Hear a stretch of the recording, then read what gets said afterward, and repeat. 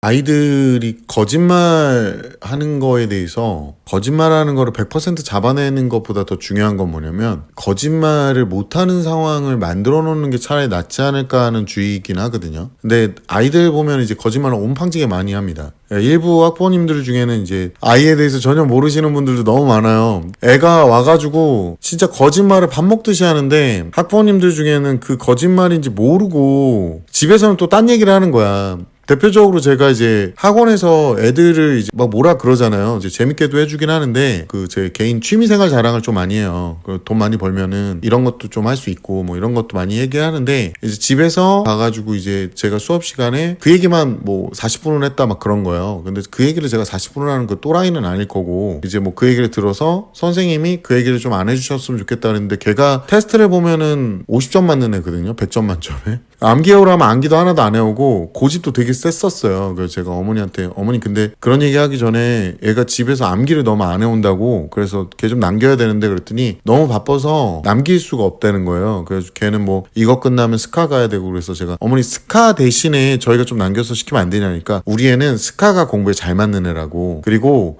점수가 안 나오는 이유가 너무 긴장해서 걔는 시험마다 긴장해서 그런 거라고 제가 봤을 때는 그냥 암기를 안 한 거거든요. 딱 봐도. 그래서 제가 어머니한테 그 얘기를 했어요. 교육 현장에서 저희는 학교가 아니잖아요. 그러니까 학원이다 보니까 이런 어머니들은 얼마 안 가서 오래 있으면 오래 있을수록 학원에 대한 안 좋은 얘기를 많이 하세요. 나가서 빨리 나가게끔 유도를 많이 해요. 그래서 제가 그러지 하고 알았다고. 그런데 대신에 제가 얘 성적에 대해서는 책임져 줄 수가 없다. 선생님 근데 그런 말을 하시면 안 되지 않냐. 그래서 제가 아니 그게 아니라 어머니 얘 남기는 것도 못하고 얘한테 뭘 시키려고 그래도 얘 암기 안 한다는데 어머니 아니라고 얘기하셨잖아요. 그러니까 우리 애는 암기를 안 할 애는 아니라는 거죠. 그러니까 이게 뭐냐면 그냥 부정하는 거야 부정. 그러니까 학부모님들 중에 일부 그런 분들이 계세요. 옛날엔 되게 많은데 지금 좀 많이 줄었는데 이게 내 새끼가 아니라 내 살점인 거야. 나야 나 그냥 얘 평가를 들을 때 자기도 모르게 이제 아닌데요? 아니에요. 뭐 이거부터 나오시는 분들이 굉장히 많다. 아이들에 대해서 자꾸 이렇게 좀 첫째거나 너무 늦게 나신 분들이 있어요. 제가 예전에 한번 그 맹장 터져가지고 입원했다 그랬었잖아요. 가다가 기절해가지고. 그래서 제가 병원에 갔었는데 응급실 실려 가서 아침에 일어났죠. 근데 이제 거기서 1층 가서 2층 가서 왔다 갔다를 하는 거예요. 제가 근데 원래는 못 걷는 정도의 통증이었는데 제가 원래 이악 물고 뭔가를 하는 스타일이다 보니까 이악 물고 1층 2층 왔다 갔다 했어요. 거기가 의료원이라 되게 큰 의료원이었거든요. 간호사나 의사들이 제가 식은땀 흘리고 얼굴 하얘져 있는데도 제가 그렇게 아픈지 몰랐던 거예요. 그러니까 의사 선생님이 그제서 보더니 어떻게 걸어 다니세요 그러는 거예요. 좀 있으면 수술 들어가야 되는데 갑자기 옆에 어떤 남자애가 애를 잡고 땅바닥을 막 뒹구는 거야. 뒹구는 거예요. 진짜 농담 안 하고. 그래가지고 의사 선생님이 조용히 오더니 고등학생 애가 급한 게 아니라 제가 더 급하대요. 근데 엄마가 난리 부르스를 펴서 한두 시간 차이로는 문제가 없을 것 같으니 진통제 맞고 좀 계시면 좀 안정이 될 거다. 쟤한테 양보해 주실 수 있느냐 그래서 그 당시에 이제 좀 강한 진통제를 저한테 줄 테니 제가 막 숨도 못 쉴 정도로 아팠거든요. 근데 진통제를 놔줬어. 그러니까 통증이 완화가 되죠 당연히. 그래서 제가 먼저 하라 그러라고. 하고 저도 이게 들어갔거든요. 그때 좀 웃겼던 게 10가지 세라 그랬잖아요. 그래서 하나, 둘, 셋, 넷, 다섯 이러고 있는데 막 웃고 있는 거예요. 같이 수술하신 간호사분들하고 의사님 웃고 있는 거예요. 그러니까 제가 하나, 둘, 셋 한 다음에 다시 마치 풀리는 양 넣으니까 넷, 다섯 이랬대요. 그래가지고 너무 웃겨가지고 얘기 듣고 한참 웃었는데 그때 같은 병실을 썼어요. 6인실인가 쓰는데 저를 알아보시더라고요. 그러니까 제가 어떤 지역에서 히타였다 그랬잖아요. 저를 알아보시는 거예요. 그 어머니께서. 그랬더니 자기 아이가 늦게 낳는데 얼마나 소중한 아이인지를 30분을 설명하더라고요. 옆에 앉으셔서. 근데 제가 이제 일어나서 그 할머니 할아버지들이 거기 계셨어요. 그래가지고 거기가 국립의료원 뭐 이런 거라서 제가 그 침대포 좀 갈아달라고 뭐 도와달라고 그래서 다 갈아드렸거든요. 물론 배가 엄청 당겨서 저도 고름주머니 차고 있었어요. 그러니까 복막염으로 넘어가고 있어가지고 고름주머니 차고 있었는데 근데 옆에 있는 애는 이제 그런 거 차긴 찼는데 숨이 안 쉬어진다, 못 일어난다, 연병부터 주저까지 다 떨고 앉아있는 거야. 이제 씻긴 씻어야 되잖아요. 그래서 애한테 그랬어요. 야, 아저씨가 솔직히 말해서 너보다 더 심해 있는데 아저씨 지금 걸을 때마다 진짜 욱신욱신하거든. 근데 내가 너한테 양보했잖아. 야, 일어나서 걸어오더니 한번 걷고 오더니 눈물 콧물을 다 짜면서 이런 고통은 자기는 느껴본 적이 없다면 아프지 아파요. 걸을 때 아파. 근데 마취제를 꽂고 있잖아. 그러니까 욱신욱신해 욱신욱신. 근데 그게 싫은 거야 얘는. 그러니까 그 엄마가 더 웃겨. 우리 애가 또 얼마나 어렵게 낳은 자식이고. 내가 봤을 땐 그냥 뭐 이런 자식이 있나 싶어요. 내가 솔직하게 얘기하는 거야. 그때 그 어머니 혹시 이 방송 볼 수도 있는데 걔는 이제 성인 됐을 거니까. 내가 그랬어요. 어머니한테 애 이렇게 키우시면 안 된다고. 거짓말이지. 그렇게까지 아프지 않아. 뭘씨. 성 진통제 그것도 그 땡약성 진통제야 엄청 센 거 걔한테 달아준 거. 그러니까 그 말도 안 되는 연병들을 떨고 진짜 조잡스럽게 지역 내과 갔더니 한번 진찰해 보면서 소화제를 줬대. 아니 소화제 줄 수도 있지. 배 아프다 그러면 우선 소화제부터 주는 거지. 그 안쪽에 뭐 사진 찍어봤냐니까 안 찍어봤다는 거야. 그러니까 애가 이제 난리가 난 거지. 급성이었나 보지. 보통 의사 선생님들이 다 그 얘기해요. 급성은 못 발견할 수도 있다고. 뭘 찍어보기 전까지. 아이들 중에 그런 식으로 이제 말도 안 되는 거짓말을 하는 데는 부모의 그 어떤 뭔가 배경이 커요. 제가 다시 한번 얘기하지만 아이들이 거짓말을 하는 이유 중에 하나는 뭐냐면 이게 먹히고 편하거든 이게. 그리고 어떤 상황을 모면할 땐 최고예요. 그러니까 아이들이 그 거짓말을 하는 것 중에 아까도 그 일어나서 움직이기 싫으니까 또 씻으러 가기 싫으니까 그러니까 그냥 아파서 뒤지겠다는 얘기가 아프지. 아픈데 그렇게 아프진 않지. 그렇게 아프지 않지. 말도 안 되는 얘기예요. 그래서 제가 웃으면서 그랬어요. 너 포경수술 안 해봤냐고. 그게 더 아프지 않냐. 그거 안 해봤냐고. 그거 거짓 뜰 때가 세상에서 제일 아프다고. 그때는 거의 뭐 죽음의 경지에 이른다. 근데 이건 별것도 아니다. 그거에 따지면. 그러니까 닥치고 좀 움직여라. 이 얘기를 하는 거야. 이 얘기를. 여기 보면은 한한님께서 반복적으로 거짓말하는 아이들 그리고 이를 인식하지 못하는 부모님들 해가지고 안녕하세요. 아이들 지도하는 교육 현장에서 관찰된 주요한 주제를 바탕으로 의미 있는 영상 컨텐츠를 제안드리고자 합니다. 저는 현재 약 30명의 초등학생을 과외로 지도하고 있습니다. 그 과정에서 아이들의 반복적인 거짓말과 더불어 이를 인식하지 못하거나 부정하는 부모님의 반응이 문제를 심화시키는 경우를 자주 목격하고 있습니다. 특히 아이가 거짓말을 했다는 객관적인 관찰과 심지어 아이 스스로 시인이 있음에도 불구하고 다음과 같은 반응을 하곤 합니다. 우리 아이는 거짓말할 이유가 없어요. 아니 아는 것을 왜 모른다고 하겠어요. 선생님 앞이라 긴장해서 그렇게 말한 것 뿐입니다. 저도 권위적인 아버지 밑에서 자라 긴장하면 머리가 하얘지는 경험이 있기 때문에 이해는 합니다. 이와 같은 부모의 반응은 아이에게 거짓말에 대한 책임을 회피할 수 있는 환경을 제공하며 결과적으로 아이를 집에 돌아가 더 정교하고 반복적인 거짓말을 하게 되더라고요. 최근 초등학교 3학년부터 5학년 사이에 두드러지게 나타나는 특징적인 거짓말 유형은 바로 알면서도 모른 척하기입니다. 이 신호를 민감하게 인식하지 못할 경우 아이의 거짓말은 점점 더 습관화되고 고착화될 수 있습니다. 많은 가정에 긍정적인 변화를 가져올 수 있기를 기대하며 제안드립니다. 라고 하셨는데 제가 이제 무시하는 건 아니고 이게 한 20년 되잖아요. 오해하시면 안 돼요. 제가 무시드리는 게 아니라 저거는 비일비재해요.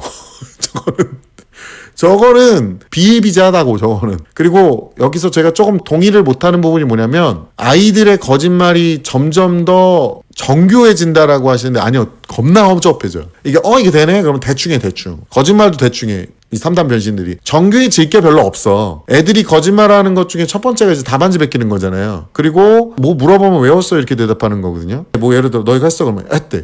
눈 똑바로 뜨고 저 분명히 했어요. 막 이러고 있거든요. 그게 왜 그런지 제가 설명할게요. 얘는 뇌구조상. 이거 어른들도 똑같거든요. 애가 이제 집에 들어왔어. 엄마가 이제 왔는데 핸드폰 쳐보고 있어. 그래서 야 너 숙제했어? 그러면 애가 핸드폰 게임에 몰입하잖아요. 그러면 대답을 안 해 처음에는. 그러면서 야 너 숙제했냐고. 그러면 애가 했어. 막 이래요. 그럼 너 양치했어? 그러면 했어. 그럼 나중에 보면 입 벌려보면 아구창에서 시궁창 냄새가 나. 아주 그냥 오페수 처리장 냄새가 나. 이 새끼가 아주 그냥 주둥아리 뭐 치약이 뭐 청국장이야. 이 빠가사리 새끼는 쌈장 미리 발라놨어. 아주 그냥 얘네들이 왜 이런 행동을 하냐면 지금 현재 하고 있는 행동이나 지금 현재를 모면하기 위한 뇌구조가 있어요. 얘네들은요 하던 행동을 멈추고 안정을 시킨 상태에서 너 이거 했어 안 했어를 정확하게 물어보셔야 돼요. 여기서 또 조심하셔야 될 게 뭐냐면 저는 이제 개의치 않아요. 저는 고등부 학원이잖아요. 그러니까 중등부 숫자가 적어요. 저 중등부 솔직히 말해서 수익화 때문에 하는 게 아니라 습관 때문에 하는 거거든요. 그래서 한 달씩 그 내신 대비 들어오는 것도 안 받잖아. 그게 왜 그러냐면 평소에 암기 안 했던 애들이 고등부에 가서 성적이 잘 나올 가능성은 없어. 보통 애들 대가리가 그렇게 좋지 않기 때문에. 근데 엄마들이 애 말만 믿고 전화를 줄 때가 있어요. 뭐 말도 안 되는 것 같고. 이거를 엄마한테 다시 따져봤자 소용이 없어요. 제가 솔직하게 얘기하는 거예요. 왜냐면 자 생각을 해보세요. 내 새끼가 나가가지고 개차반을 치고 왔어. 거짓말을 빡빡하고 왔어. 엄마가 그 얘기를 딱 들었을 때는 죄송합니다밖에 할 말이 없어요. 근데 제일 먼저 튀어나오는 게 현실 부정이야. 왜냐면 우리 애가 그렇게 나쁜 애는 아니라고 생각했는데 그 짓거리를 했단 말이야. 그러면 우리 아이가 그 거짓말할 이유가 뭔지에 대해서 납득을 못하는 거야, 엄마가. 근데 거짓말에는 이유가 없어요. 어머님들, 거짓말에는 이유가 없어. 정말 어렸을 때부터 그 거짓말을 할 때는요, 그 페널티가 어마어마하다는 걸 보여줘야 돼요. 근데 아무렇지 않게 거짓말을 하는 아이들 대부분은 그 과정이 없어요. 애들의 거짓말은요, 감정까지 속이려고 들어요. 그러니까 학부모님들도 어렸을 때 애들이 거짓말하는 거에 대해서는 어렸을 때 잡으세요. 초장에. 별거 아닌 거 막 거짓말해요. 그러니까 처음에는 되게 귀여워, 애기 때 하는 거는. 근데 애기 때도 그 거짓말 못하게 하셔야 돼요. 애들이 많이 하는 것 중에 뭐냐면, 나는 안 했어. 난 절대 안 했어. 막 이래요. 근데 애들이 그 말을 할 때는 그 상황을 모면해야 되고 나중에는 이제 그 근본을 잊어버려요. 자기는 그냥 안 했다고 진짜 믿어버려. 그러니까 이게 나중에는 애한테 허언증이 되는 거야. 진짜 커져요, 나중에. 말하기 뭐할 정도로 애들이 추잡해져요. 부모님한테 따져봤자 애의 회피 본능만, 부모님의 회피 본능만 계속 나오는 거야. 그리고 애가 머리가 하얘지는 거 뭐, 어떤 것 때문에 이런 얘기가 나왔는지 모르겠는데, 뭔가 질문에 대답을 하라고 했는데 애가 못해가지고 선생님이 막 너무 심하게 뭐라 하잖아요? 그럼 애들이 이런 거짓말도 해요. 제가 이거는 강사님들 중에 조금 그래도 경력이 5년 이하이신 분들이 가끔 나오긴 하는데, 여기 지금 뭐 30명 가르쳤다 뭐 그러는데 그건 중요한 게 아니라, 그 경력이 5년 이하이신 분들이 가끔 이제 보여주는 모습 중에 뭐가 있냐면, 이제 애들을 닥달하는 건 좋아요. 너 대답해, 빨리 해. 야, 정확하게. 이게 왜냐면 바로 튀어나올 정도로 암기를 해야 되는 거야, 그게. 잠깐만요. 막 이러고 있으면 모르는 거예요, 이건. 근데 이거를 애한테 너무 닥달을 하고, 그걸 왜 몰라? 너 모르는 거 그거 바보야. 너는 그러면 세상에 존재할 가치가 없어. 뭐 이따구로 막 이런 식으로 애한테 막 추궁을 하듯이 진행하시는 강사님들이 가끔 있어. 근데 이분들이 좀 안타까운 게 뭐냐면, 애가 나중에 모르는 걸 숨겨요. 모르는 걸 숨겨요. 이게 모르는 걸 어떻게든 숨기려고 들어. 이게 되게 무서운 거예요. 그럼 나중에 학원도 안 와. 그거 자꾸 추궁하면. 그러니까 모르는 건 죄가 아닌데, 외워오라 그랬는데 안 외워왔잖아. 그걸 혼내야지, 그걸. 그러면 이제 그 페널티로 뭐 하면 돼? 남겨서 대답을 못했잖아요. 어떤 행위를 반복시키면 돼. 말하면서 뭐 80번 쓰기 뭐 이런 거. 그러니까 그런 방법이 가장 적당한 거지, 아까 말했던 대로 너무 추궁하는 형태로 진행을 하시는 경우가 있었다면, 이건 저는 못 봤으니까, 아이의 거짓말을 너무 부추기는 게 된다. 그러니까 혼내는 걸 확실하게 혼내야 돼요. 추궁하는 형태의 혼내면 의미가 없어요. 왜 그랬냐라고 물어봐봤자 왜 그랬는지 지도 몰라요. 그 상황을 모면하기 위해서 그랬다니까. 그냥 그 상황을 어떻게 모면하고 싶은 거야. 보통 사람들은 그렇게 하다 넘어가거든. 근데 저 같은 경우는 현장에서 그래가지고 다 쓰게 하는데, 다음 주에 저기 곧 이번 주 돌아오잖아요. 저한테 거짓말한 새끼들은 제가 그날 겁나 뭐라 그럴 거예요. 진짜 농담 안 하고 사람 이하 취급할 거예요. 제가 이상하기에는 제가 혼냈던 놈들 중에 한 명 정도는 안 올 거예요. 상관없어요. 그냥 꺼져줬으면 좋겠어, 솔직히 말하면. 제가 예상하고 있어요. 걔 분명히 안 나타날 거다. 이게 거짓말이라는 거를 너무 나이가 먹어버리잖아요. 그럼 바꾸기 상당히 힘들어요. 그리고 그 뒷 백그라운드에는 여기서 말했던 대로 부모의 어떤 부분이 있다. 그리고 아까 보니까 알면서도 모르는 척하기라는 게 3학년, 5학년 사이에 알면서도 모르는 척하는 게 뭐예요? 이건 전 이해가 안 가는데. 모르는데 아는 척을 해서 문제가 되고요. 그러니까 대답을 안 한다는 건가? 모르는데 아는 척을 하는 경우는 있어요. 근데 알면서 모르는 척하기? 이건 모르겠고, 학부모님들의 뭐 예를 들어 이런 거는 있어요. 학부모님들의 현실 부정. 우리 애는 그럴 애가 아니다. 우리 애는 그럴 애가 아니다.